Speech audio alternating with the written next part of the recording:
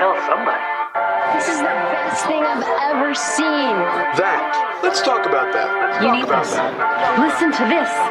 Memorable and exciting. Well, then be less boring. I'm going to tell everyone. Wait here. Mighty remarkable, Big Daddy. Remarkable. Welcome to Remarkable, a podcast for B2B marketers that deconstructs the most iconic moments in film, television, pop culture, and advertising for a single purpose: to give you, the B2B marketer, the same storytelling techniques that the pros use. In each episode, you will learn techniques from Hollywood, Pixar, Marvel, and beyond, from Spielberg's hands to yours, bringing remarkable content ideas to you every single week. I'm Ian Faison, CEO of Caspian Studios. This is Remarkable. This week, we're talking marketing lessons from Silo.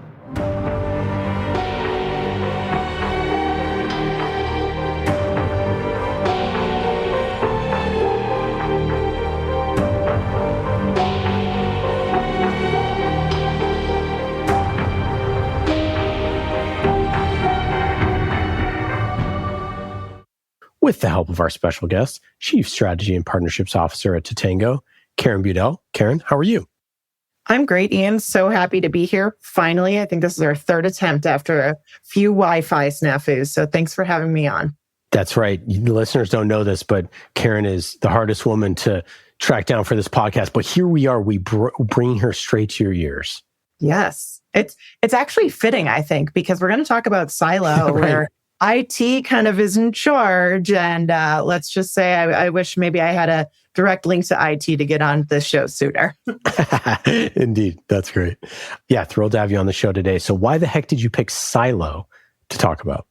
Well, I had just finished binging 2 seasons of this show on Apple TV. And I have really enjoyed a variety of these shows that are futuristic, but then somehow feel like they're from the past, where people have to go back to the basics to survive. And it really strips down, I think, what matters and what people are struggling with, how they find purpose. And I felt that there were some really interesting parallels that we could draw to the world that we're all living in today, with AI taking center stage for every conversation and really kind of turning everything upside down and having us rethink the way that we work and live. It's so great. Excited to dig into it. But first, tell us a little bit about Totango and your role as Chief Strategy and Partnerships Officer. Well, I am in this new role as Chief Strategy and Partnerships Officer after joining Totango 3 years ago as a Chief Marketing Officer. So it's a fun shift. And we are a suite of customer revenue optimization solutions with our flagship customer success platform, Totango, and our new customer intelligence engine, Unison, which is made possible by an AI acquisition we made last year. So we help companies drive growth from their customer base. And customer-led growth is so important because acquisitions become harder and more expensive for companies. So you want to make sure you're delivering value, and that renewal with your customer and ultimately growth and expansion is a no-brainer. So we help customers tackle that customer-led growth challenge. Meredith, what the heck is Silo? So Silo is a masterclass on world building, and not just world building where like everything is perfect and shiny and new. It's world building as in buildings and clothing and items are worn in place. They're dusty, they're smudged, they're faded. They have history and they've existed sort of outside of the bounds of the story we're seeing as a viewer. And so I love that it sort of expands the storyline for viewers. And so it's based on a trilogy of books by Hugh Howey, and Howey is actually executive producer of the show, so he has a lot of input on the production. And the story is a dystopian one about the last 10,000 people on Earth, and they live underground in like this vault, this silo. On this day, 140 years ago, we regained our freedom. If they had succeeded, if they had opened the door to the outside world, none of us would be here right now. Rebecca Ferguson plays the main character, Julia, and she's an engineer who sort of becomes fascinated with the silo and its history, so she starts investigating it. In my final act as chef, I nominate Juliet Nichols of Mechanical as my successor. The series was created by Graham Yost, who's known for Band of Brothers. And Yost says that creating the show was more about literal world building than focusing on the sci-fi element. So sci-fi kind of comes second. He says the key is to make it feel real and lived in. I mean, honestly, if you pick at the science too much, it falls apart. And so he knew that and he sort of went with it. So his focus was really world building. Rebecca Ferguson, who plays Juliet, says, as an actor, to walk onto a set where you have depth and height and shape and everything is authentic, it just creates realism for us to play around it. And then production designer Gavin Buckett says they built over 70 sets for the series. So there is CGI, but a lot of it is like they're actually like living in the set, which is super cool, or like acting around the set. And he says it's a complete world built a mile down into the earth. And once it was built, the author, Hugh Howey, said the scope of the silo was even more massive than he'd imagined. So they really went all out on production. The sets were really meticulously designed with items aged and worn, and every little detail was paid attention to. And while Graham Yost respects the source material, he also changed or added some elements, which I thought was cool. For instance, there's something called the syndrome, which is like a mysterious illness that he uses to add tension to the story. And so he's sort of using the books as source material to create around it. And overall, Silo is really like more a mystery show than a sci-fi show. Yost says, what happened? Why are people living underground? And then, oh my God, there are more silos, which... spoiler alert. I came from outside, from another silo. What silo? There's 50. 50? Yeah, this is 17, so the closest ones are 15, 16, and 18. So how far did you walk? You get some answers and then there are many more questions. And I think that's how you hook your audience and keep them interested, is really making them have questions about the content. But then you also have to answer the questions they're asking to give them a sense of resolution. Yost says that his content makes a promise to his audience. My promise to the audience is, if we get to do the run of the series, we will answer to the best of our ability all the questions. That doesn't mean we're going to be perfect in it. That doesn't mean we won't drop a ball and go, oh shit, we never explained that, but that's our goal. So I thought that was interesting. He talks about his promise to his audience and why it's important to satisfy that as well. Meredith, where have you heard that before? Yeah. Karen, that's so like when we start every single podcast we've ever made or video series for our customers, that's the first thing we ask is, what is the promise to the listener? Oh, I love that. I mean, we're actually in the business of that. When you buy a product or service from a company, they're selling you a promise. It's going to do something. It's going to help you achieve some outcome. And so we want to make sure that we can help customers deliver on that promise to their end customers. It's so key. I love that.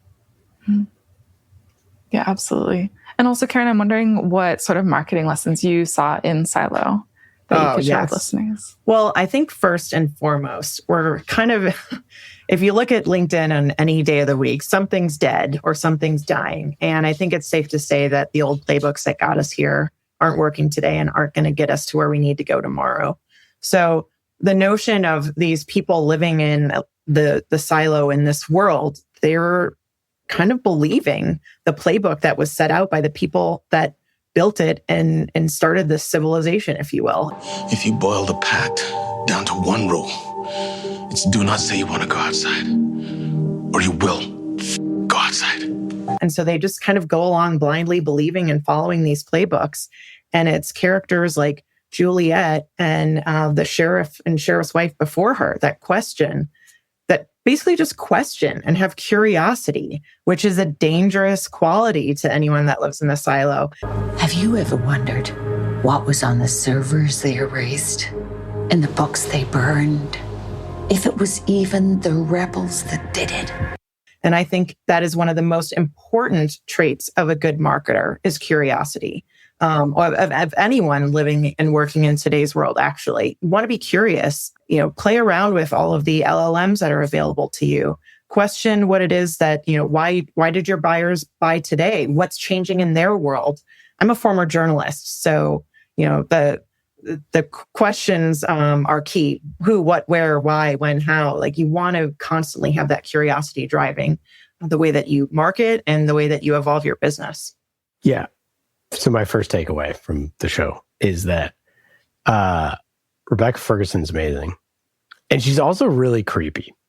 And I think that she just has a creepy look. Shout out to her. She's amazing. It's what makes her an amazing actress, of the many things. But I think that it's the first lesson to me is casting, in that if you're going to create a creepy world that is unsettling, that having the main character have an edge to them, like, unsettles it in such a way, right? I'm sorry, Sheriff Nichols. Did you just say you want to go outside? I never said that I wanted to go out. No. It's like, you think of like Neo in the Matrix, right? It's like Keanu Reeves is like the perfect person to play that role, because he's this sort of, like, nerdy hacker kind of guy, and then can transform into something else. And so anyway, so I think it starts with her and just this unsettled nature of this. Like, you think of, obviously you wouldn't do this, but if you took Reese Witherspoon and put her into Silo, right? It's a completely different show. Yeah. Or actually, a great example would be, did you watch Fallout? Oh, yeah. Yeah, so Fallout, which is, akin to Silo in some ways, many ways.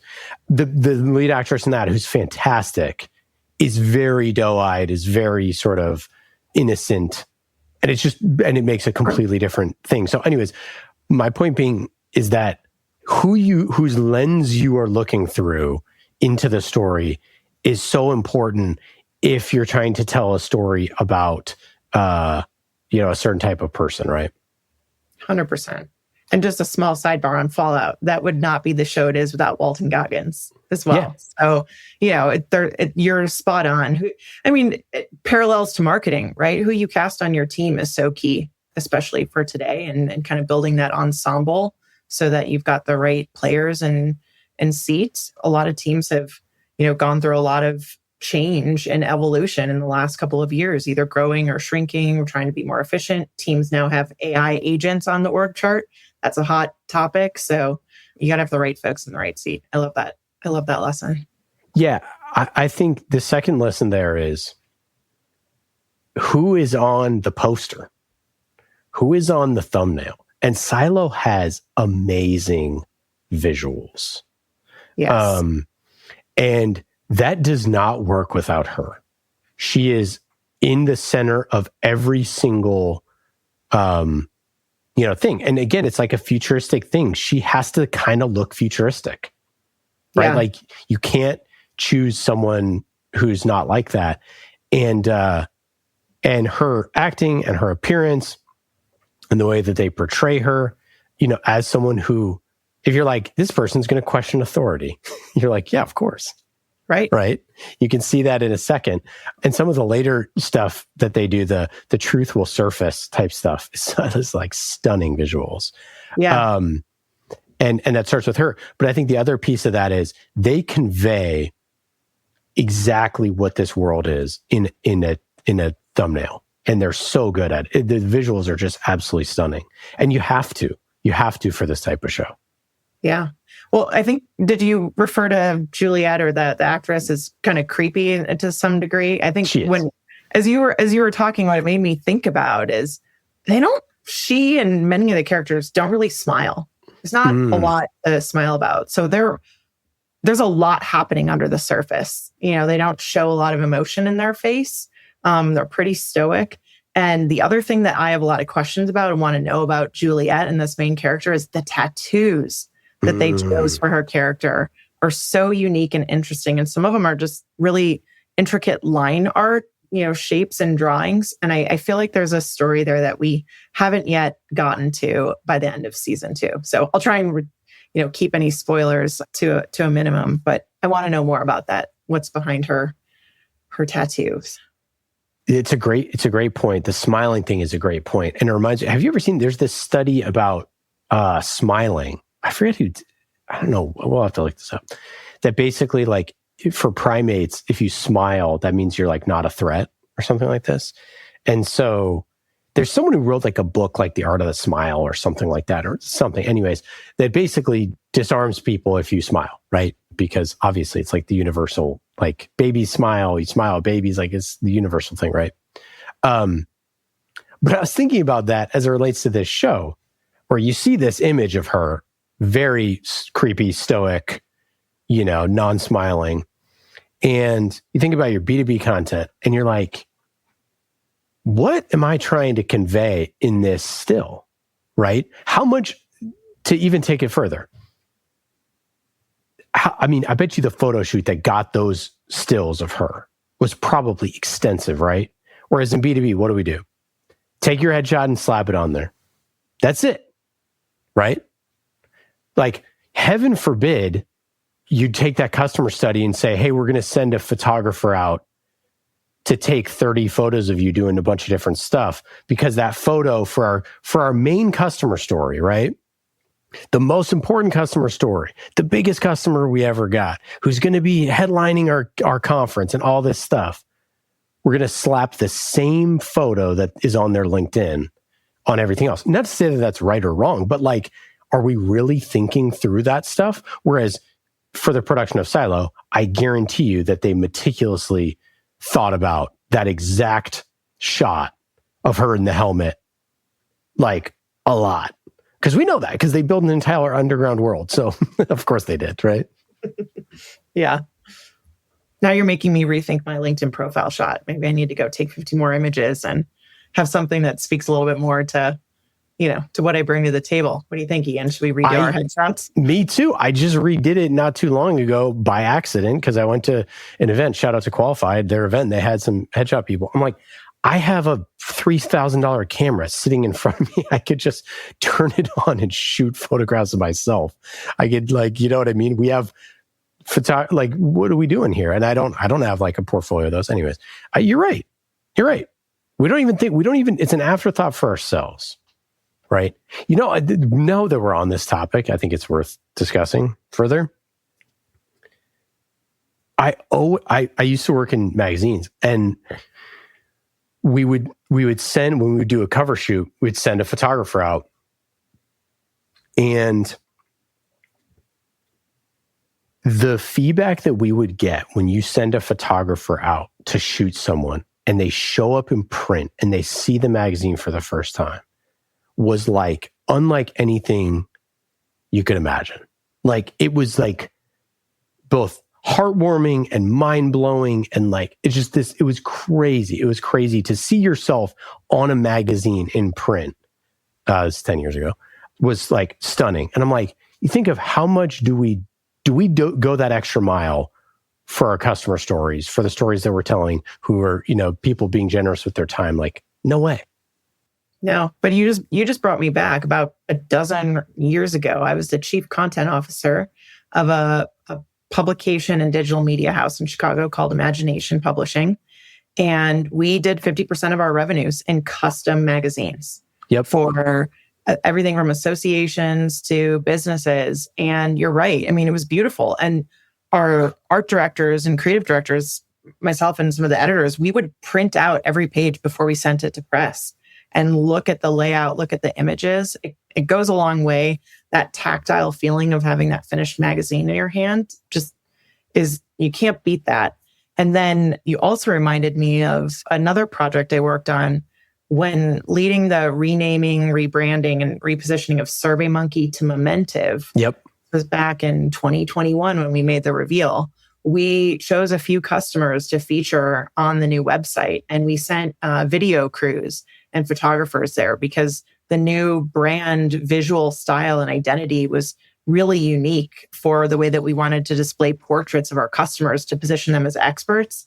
And we just had such an incredible reception from the customers for creating that space, making them feel like a little bit of a celebrity. You bring in the camera crew, maybe some hair and makeup so that they're feeling good. And it goes a long way.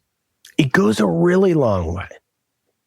Making someone look good, perhaps even better than they thought they looked themselves, is like $1 trillion business. You know what I mean? Like, I mean, if you added up all the people that have done that over the years, it's super valuable. And like, I think to sort of dovetail into my biggest takeaway for this, which is the attention to detail on the craft, which is building the world, building the entire underground world and being able to live in it and do that stuff. George told me that whatever he was looking for was more dangerous than any relic. I think it's a door. I saw it on an old drawing at the end of a short tunnel. It's somewhere down at the bottom. There's water down there. You sink in water and you can't breathe. And what the actors said about it is that it was easier to act because they had done that. And so this, like we talk about AI in content and this, that, and AI and all these other things, right?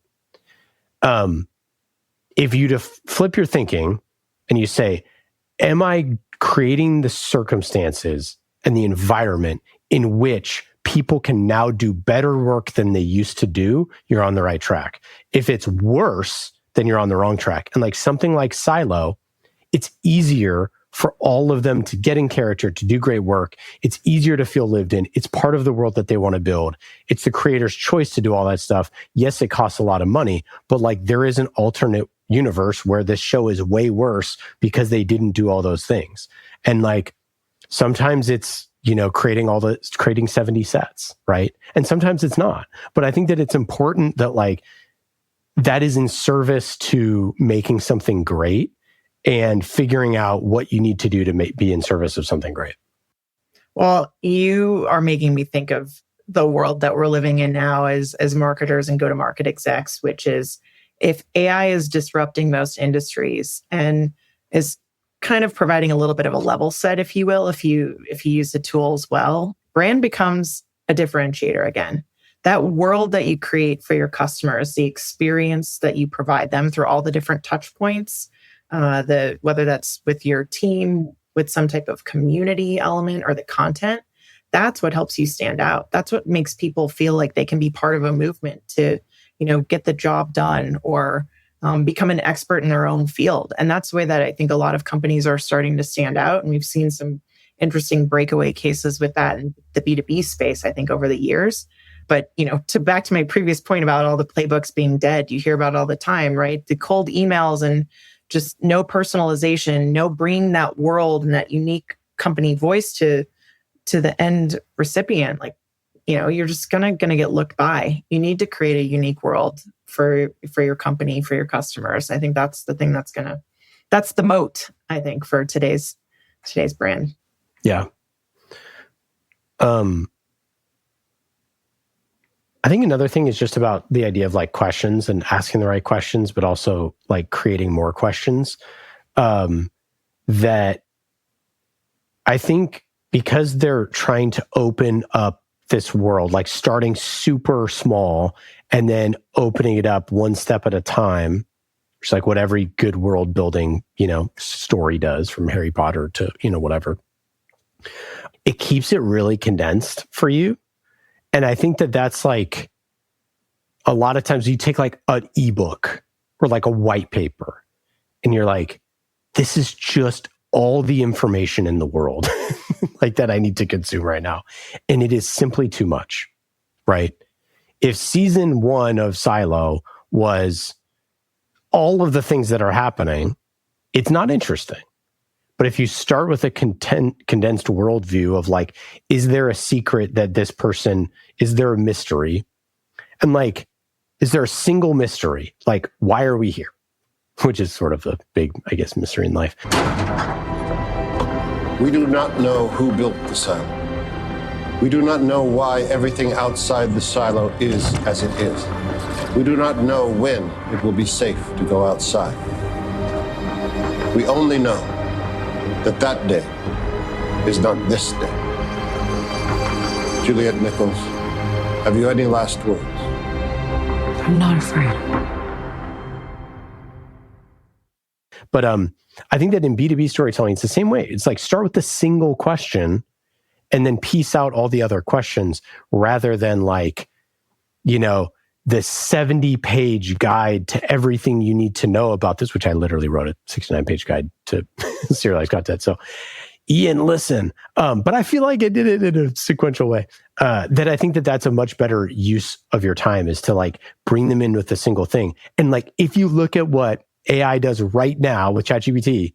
You ask one question, and then you start, and then it automatically is prompting you, hey, do you want to know this too? Do you want to know this too? Do you want to know this too? Do you want to know this too? Which is the same thing as going down a YouTube rabbit hole, which is the same thing going down a Google hole, which we used to do. And now, AI is doing it for us. So it's proactively taking us down the rabbit hole. So I don't know. They do that in this story. And I think that that's something that we should do as marketers. Like, if you want to know this, do this. We used to do that like with our blogs, and we still do, but it's not quite there. Not silo level. Yeah. I think that's an important point. And the definitive guides, that was all the rage, when content marketing became hot and everyone was pushing those definitive guides. And one of my favorite analogies, I think it was Jason Miller at LinkedIn, the content marketing turkey. And you bake this big Thanksgiving turkey, and can you carve it up and repurpose that definitive guide into a leftover sandwich or an egg scramble or whatever. So No, and I think that's still, I still like that from a framing perspective. I still like to say, what's the big question we got to solve? And then what are all the sub questions that we need to solve? But I think now you reverse it, where it's like you're pushing just the small stuff out, and there might not be an asset at the end of this anymore, right? Because it doesn't matter. Because it's like, oh, is that really how people are learning right now? And it's like, oh, maybe it does layer up all into a book. It's like, if you want to read the book, like this, we have my serialized content framework thing, 69-page ebook. And it's like, it's basically all pictures. You could just breeze through it in like 5 minutes. But each of those different lessons that are in there, we push out as sort of separate lessons, right? And if you want to go, binge the whole thing real quick, you could do that. But more often you're trying to just get those little just single lessons, single takeaways. It's like 3 bullet points on a slide is too many. 1 bullet point is all you need. More than 2 lines of text, too many, right? And if you can hook them with 1, then they, you earn the right to give them a second one. Yeah, 100%. When you were just talking about this, it made me also think about another important lesson with the world building, which this show does such a great job of creating a feeling in the viewer. So we're watching these characters that live in this silo underground, and they haven't seen daylight. They haven't seen nature except for what's been rebuilt, on the farm level or something like that. Yeah. And so, what's the feeling that we're trying to create for our customers or prospects, right? There's some element of FOMO. We know they have a challenge. We know they have a pain point. Or maybe you want to position yourself as, a more positive and helpful kind of brand. But I think they do such a great job with the score, with the visuals, with even kind of the color palette and how muted it is. You feel claustrophobic as a viewer sitting at home watching this. You feel like you're underground with them and yearning for, a glimpse of what's outside. So I think they do a really good job of kind of creating that experience and feeling in the viewers as well. Any other thoughts on Silo or marketing lessons? Maybe just when I think about what's happening with the characters in the show, which is, I'll try not to give too many spoilers, but ultimately it's the curiosity that leads to a couple of characters really tapping into the power of community. And while there is, there's different factions, if you will, or different teams, there's the deep downs, and the different floors within the silo kind of have their own groups. At the, as you build up to the season finale, you see the importance of community. And I think we're seeing that a lot in B2B today for buyers, whether you're creating one for your brand, or I just think about my own experience. I really, look forward to engaging with different communities, both through in-person events or Slack communities, people I've worked with before. Just that network effect is so critical now. It's how I get information on, which new tools or vendors to look at, what challenges people are facing. And so I think community is more important than ever. And I expect that to even become, or stay that important as we all figure out what's happening in AI. I mean, look, what was it, 2 years ago when Gen AI just sort of exploded on the scene, and we all thought it was just going to take off. And then it kind of waned for a little bit. Everyone had their moment. We all played around with it for a bit. and it waned, and now it's coming back with, hockey stick growth and innovation. And there's that kind of fear. Everyone's talking about the anxiety that they feel. We're pushing for efficiency, but efficiency at what cost? I don't think we want to lose the meaning or the community and human element at the end of the day. So that's one of the things that I kind of think about, stuck through with the importance of how folks find their path forward in the show. I don't want to give away any spoilers away. Yeah, that's fantastic. You spent some formative years at YouTube, and I feel like we have to, you're one of the YouTube experts on this planet. You've been inside the machine. We're going to get into your content strategy here in a second, but like, how should companies be thinking about YouTube right now, especially as it relates to their content? Yeah. Well, when I was there, we were really emphasizing the importance of YouTube creators for B2B brands, right? And it took me a while to kind of get it, to be honest, right? My husband was a big YouTube watcher. My nephew was really big at going down the YouTube rabbit hole. And I found a few things that I would go to YouTube for, right? I think it's one of the top search engines. But I think what it showed is how important it is to get inspired by or learn from others. And brands that were able to tap into personalities and different ways of communicating their information were really taking off. I think it was a new form of learning, right? You can only look at so many web pages. You need sight, sound, and motion to bring a concept to life in a new way and really stick in your brain. So when I was there, I really saw the rise of the YouTube creators and some of the top businesses and brands that embraced that, whether that was through, brand sponsorships and partnerships or finding a creator in their own midst, if you will. I think that was really key. And we're at that point again where, there's only so much that you can convey in words. You want to see something be brought to life. I mean, even if you look at some of the AI generated videos that are coming out, right? Like it's entertaining. Also, it's a break for your eyes. You can only look at, 10-point font on a screen so much, right? But yeah, it was a really interesting time to be there. It was also a time when brand safety was really important. How do you monitor content? How do you make sure that the right information gets surfaced, that you don't have, information that's either spreading false news or whatever rise to the top of the algorithm. So I think it's interesting if you look at where we're at right now with LLMs and answer engines providing us with information. I know I'm super curious. I always ask when I go to an LLM, cite your sources. I love to see where the information comes from. Yeah, I know you learn a lot. Yeah, the reason why I ask is I think twofold. Number one, I think if you we polled 100 CMOs and said, "What's your YouTube content strategy?" 99 are going to have shrug emoji, because like, who owns it? Is it product? Is it marketing? Is it brand? Is it like nobody knows? It's all over the place. It's something we're like trying to work on at Caspian, but it's just like so tough to even like go to a company and say like, hey, you should make more YouTube content. It's like where, how, why. It's like that part of it I think is really interesting. And the other part is like, you worked in publishing, I worked in publishing. I mean, brands are going to direct to creators. It is the future. It's going to happen way more often. There's going to be way more creators than ever.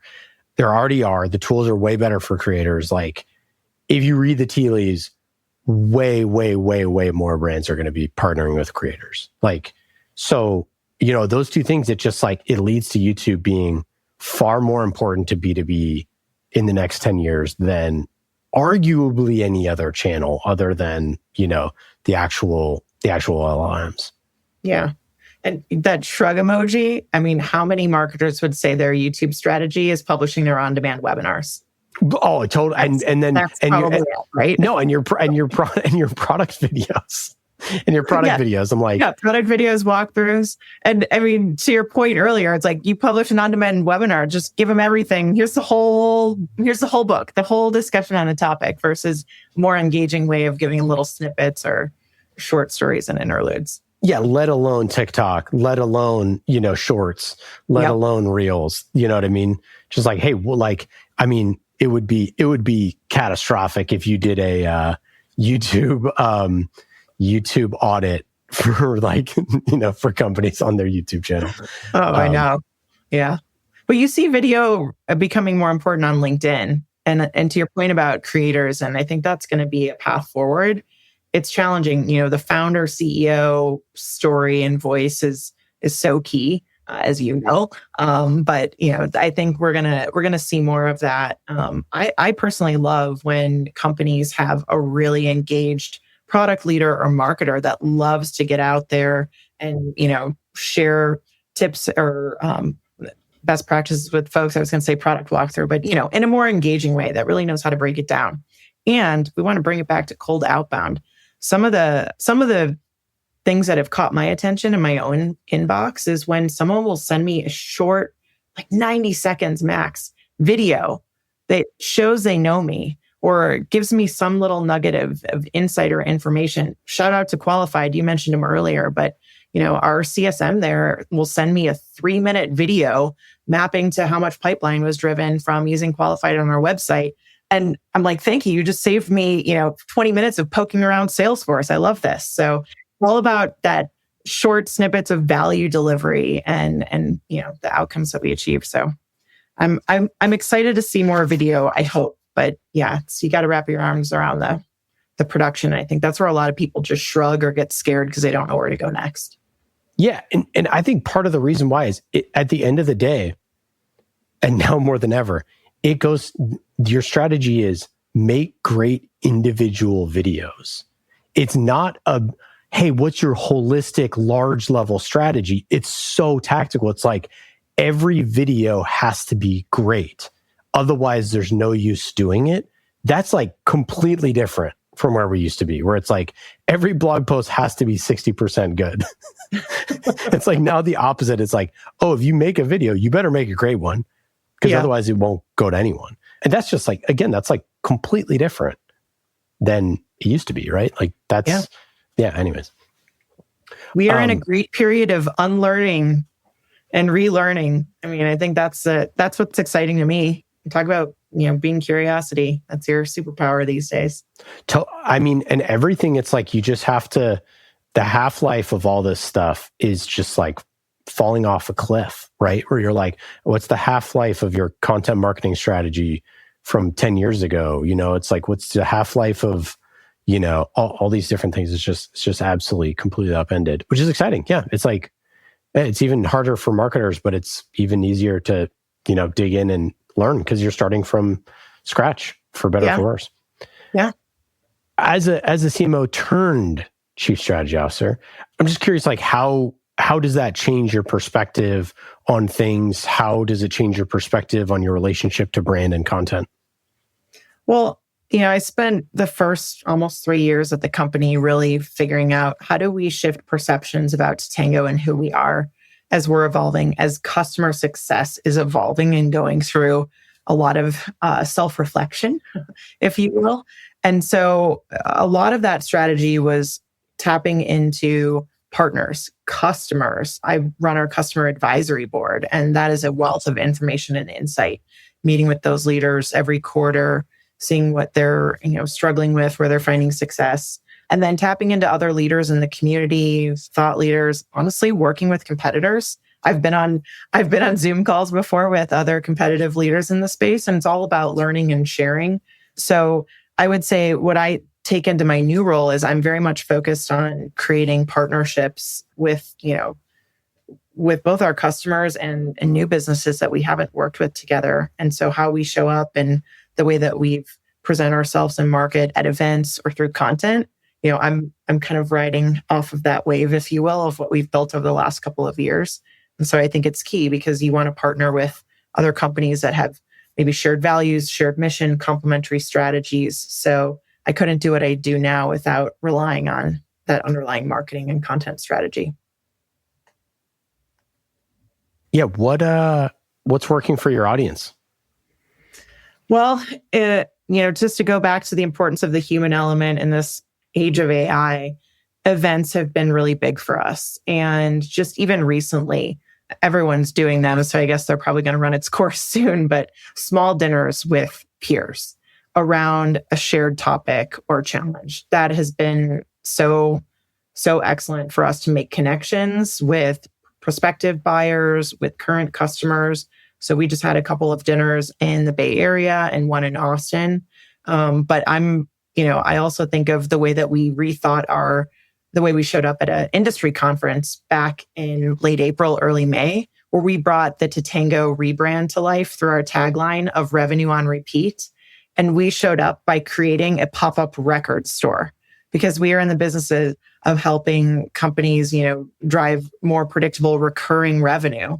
So that is revenue on repeat. And we thought we'd have fun by creating this whole record store, reimagining album covers with, Never Mind the Churn was one of them. That was a popular one. Or we reimagined Pink Floyd as the dark side of churn. And, that classic album cover, we reimagined it in the Totango brand palette.